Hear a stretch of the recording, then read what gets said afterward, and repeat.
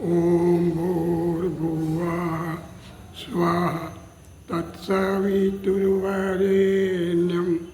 भर्गो देवस्य धीमहि धियो यो नः प्रचोदयात्।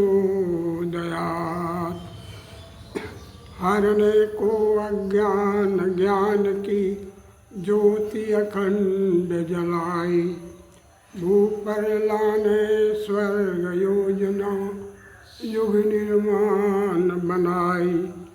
ज्ञान यज्ञ के लिए समर्पित जिनका जीवन सारा, उन सद्गुरु श्री राम चरण में विनम्र प्रणाम हमारा। मातरम भगवतीं देवीं श्रीरामंच जगद्गुरुं पादपद्मे त्वया सित्या प्रणमामि मुहुर्मुहुः। आयात अष्टसिद्धि नवनिधि के दाता, सब समर्थ गायत्री माता। स्वतंत्रता दिवस अब एक सप्ताह पूर्व ही आने वाला है। परम पूज्य गुरुदेव भारत की स्वतंत्रता के लिए भी काम किए। वे एक महान क्रांतिकारी थे। उस समय वे श्री राम मत के नाम से मशहूर थे। उन्हीं पर आज चर्चा किया जाएगा। ये इसी महीने के अखंड युग निर्माण में छपा है।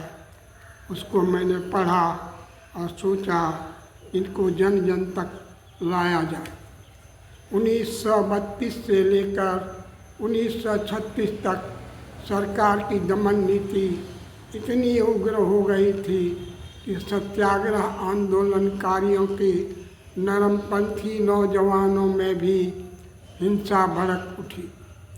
एक और सरकार आंदोलनकारियों पर गोली बरसाती थी। उन्हें आजीवन कारावास और मौत की सजाएं दी जा रही थी।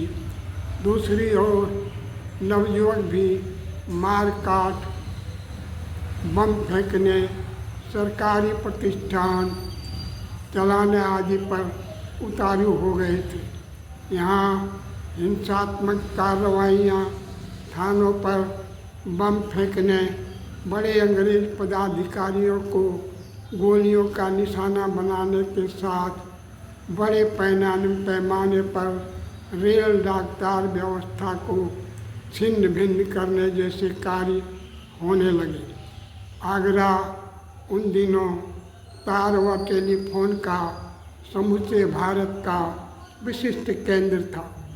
लाइनें काटने और संचार व्यवस्था भंग करने के लिए एक क्रांतिकारी दल बनाया गया, जिसमें पूज्य आचार्य जी श्री राम मत के अतिरिक्त श्री जगन प्रसाद जी रावत, उल्फत सिंह, राधेश्याम, कृष्ण जीवन दास, भगवान सहाय, गोवर्धन सिंह, मिरौली दद्दू, गंगा सिंह, प्यारे लाल, श्याम वर्मा प्रमुख थे।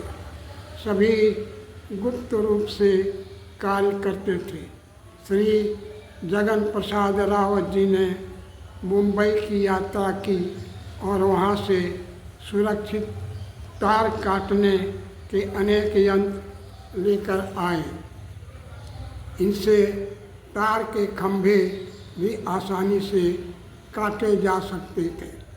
यह कार्य गुप्त रूप से चलता था और एक स्थान पर 2 या 3 से अधिक स्वयंसेवक नहीं जाते थे।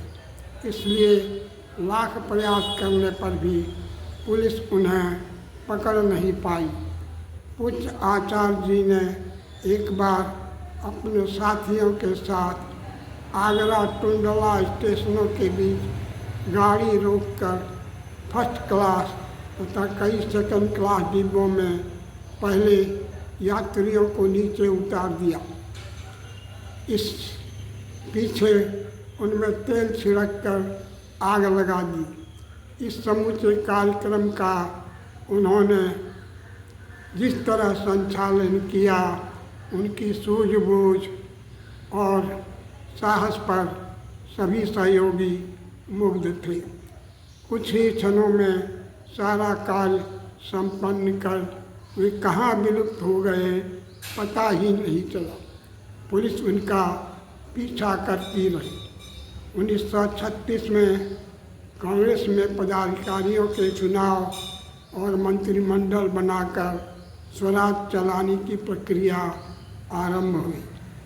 उससे कार्यकर्ताओं में पदलिप्सा की भावना आने लगी। पूज्य आचार्य जी तब भी एक स्वयं सेवक के रूप में ही कार्य करते रहे। 1936 में द्वितीय विश्व युद्ध शुरू हो गया तो अंग्रेज़ों ने उसका लाभ अपने पक्ष में लेना चाहा। अतः कांग्रेस मंत्रिमंडल ने इस्तीफा दे दिया। 1940 में कांग्रेस ने अंग्रेज़ों को द्वितीय विश्व युद्ध में सहयोग देने के लिए स्वराज की शर्त लगाई। अतएव फिर से पर अंग्रेज निरंतर कूटनीतिक चाल चलते रहे।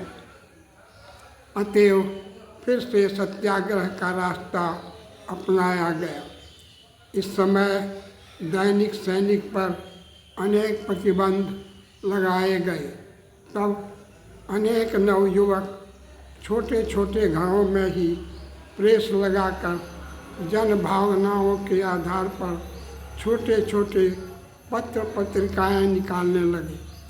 पूज्य आचार्य जी ने भी क्रांतिकारी आंदोलनों के साथ साथ अखंड ज्योति मासिक पत्रिका का प्रकाशन बसंत पर्व 1940 में फ्रीगंज आगरा से प्रारंभ किया, जो अब तक अविराम चलता आ रहा है। उस जमाने में निरंतर क्रांतिकारी और राष्ट्रभक्ति जगाने वाले लेख छपते थे। उत्तर प्रदेश सरकार के आदेशानुसार 15 अगस्त 1988 को IAS माननीय श्री हरिश्चंद्र जी प्रभारी जिलाधीश सहारनपुर ने स्वयं शांति कुंज हरिद्वार पहुंचकर पूज्य आचार्य श्री राम शर्मा जी को विशिष्ट लोगों की उपस्थिति में ताम्रपत्र भेंट किया।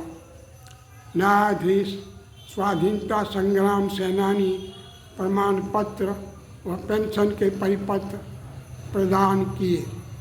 पूज्य गुरुदेव ने सबका आभार माना।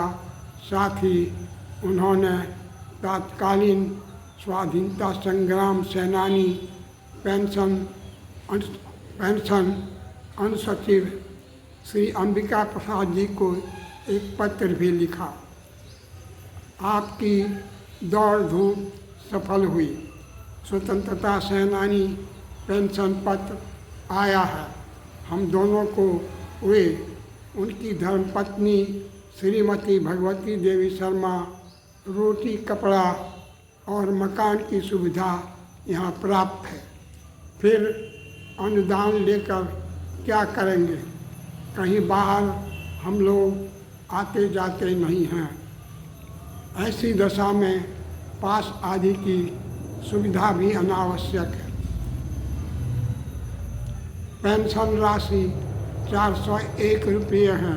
इसे आप किसी सरकारी हरिजन सहायता कोष में समर्पित करा दें।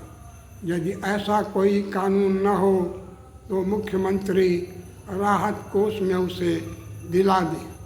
उनकी प्रथम पुण्यतिथि पर 27 जून 1991 को भारत सरकार ने उनके सम्मान में 1 रुपये का रंगीन डाक टिकट प्रसारित किया, जिसका विमोचन उपराष्ट्रपति महासचिव डॉक्टर शंकर दयाल शर्मा ने तालकटोरा स्टेडियम में नई दिल्ली में किया।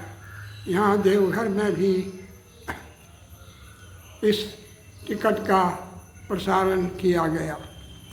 परम पूज्य गुरुदेव आचार्य श्री राम शर्मा जी ने अपने हिमालय वासी गुरु, जिन्हें हम दादा गुरु नाम से संबोधित करते हैं, उनके निर्देश पर ही स्वतंत्रता संग्राम में भाग लिया।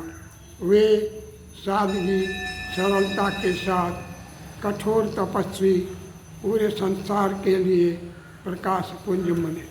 यह वीडियो अगर आपको अच्छा लगे इसको आप लाइक करें, चैनल को सब्सक्राइब करें और इस विचार को जन जन में प्रसारित करें। आपको कैसा लगा अपना विचार दें और जय गुरुदेव करके अपनी श्रद्धांजलि समर्पित करें।